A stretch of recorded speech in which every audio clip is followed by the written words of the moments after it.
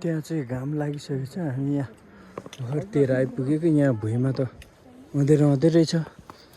सबै साथीहरू राम्रो देखेको पनि छैन। बिचरा यहाँ एकजना रोगी बिस्तारै निस्किनु हुँदैछ। माथि चाहिँ घाम लागिसकेको छ। चिलिम ढुङ्गा चाहिँ यति अल्गो छ कि त्यहाँ घाम लागिसक्दा पनि तर यता तल भुइँमा चाहिँ अँधेरै हुन्छ। यो ठाउँहरू अझै मजाले उज्यालो भइसकेको छैन। यहाँ हाम्रो हरेक यहाँ रोगी मान्छेहरूले कष्ट गरेर यहाँ आइसक्नुभयो। अनि यहाँ फोन पुरा सबले ठहराउने सिकाइसकेको छ। चौरीहरू चाहिँ लेकबाट अहिले जाडो महिनामा बेसीमा झारेर बारीतिर झारेर पुरा बाँधिराखेको रहेछ। खरबुजाहरू यस्तो छ। लटरम्म कस्तो मजाले रुख टमाटर फलेको रहेछ हौ फेरि।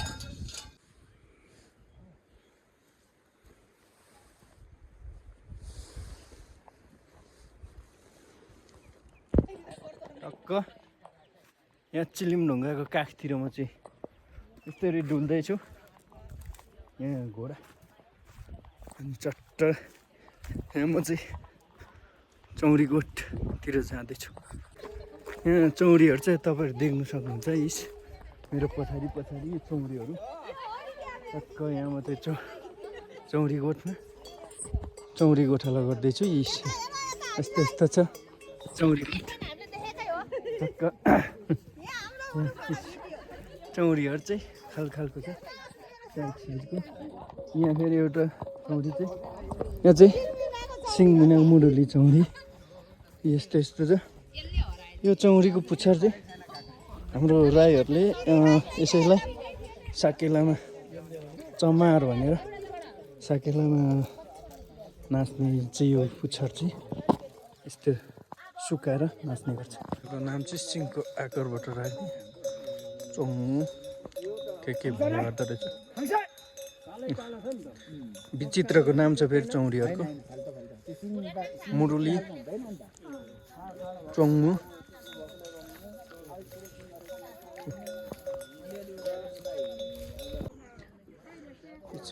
नै बारीको अर्ग्यानिक खरबुजा झन् थप्नु भएछ नि चमार झन् थप।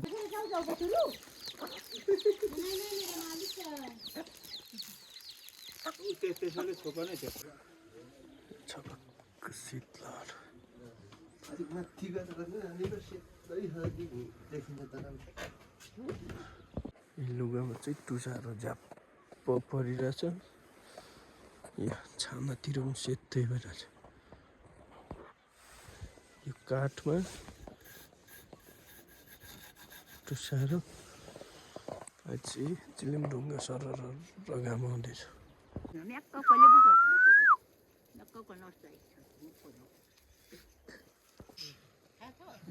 लाम्काने भेडा छोटकाने भेडा very good thin very good.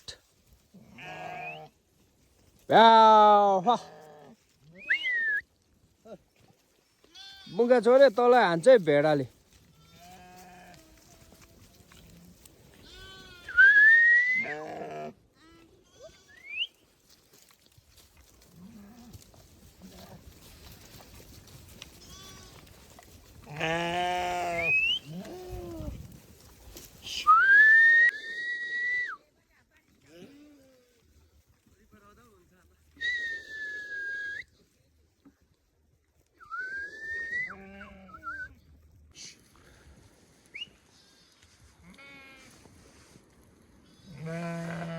There's a सुट्रुको भेडा छ।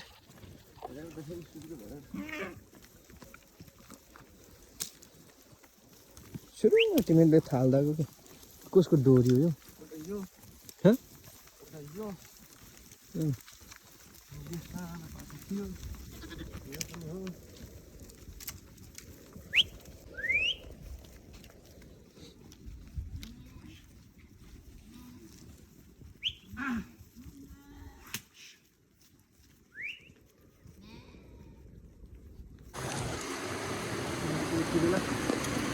चिलिम ढुङ्गाको खेतमा काठखोला जिल्ला खोला अवलोकन गर्दै डुबिरहेको घुमन्ती यात्रा साथीहरू पनि छ काठखोला यो माथि चिलिम ढुङ्गा चाहिँ आफ्नै बारीको अर्ग्यानिक नासपाती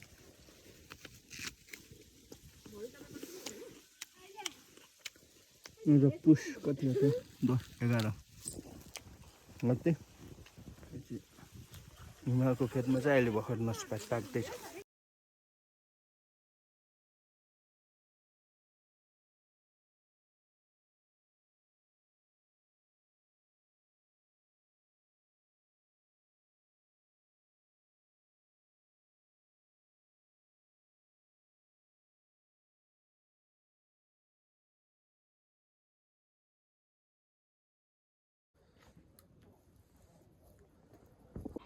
यो ठाउँ चाहिँ चिलिम ढुङ्गा लाहुरे अनि हाम्रो बाबुबाजेले बसिआएको यो चाहिँ यो शिकार गर्ने जङ्गल यता जङ्गलहरू अनि यो चाहिँ चिलिम ढुङ्गाको काखमा हाम्रो बाजे बसिआएको ठाउँ यो चाहिँ रानीसाप फुलिसकेको रहेछ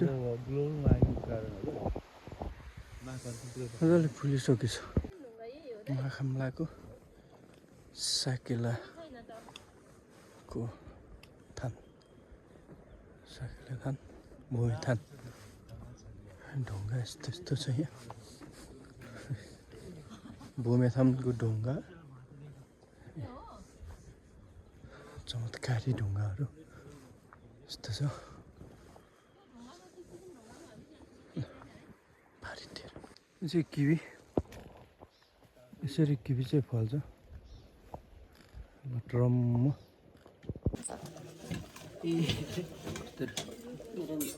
मामालाई चाहिँ त्यहाँ कप ल्याउनु मामालाई चाहिँ खाँदैन विश्वासी गर्नुहुन्छ म चाहिँ खान्छु नि त महिना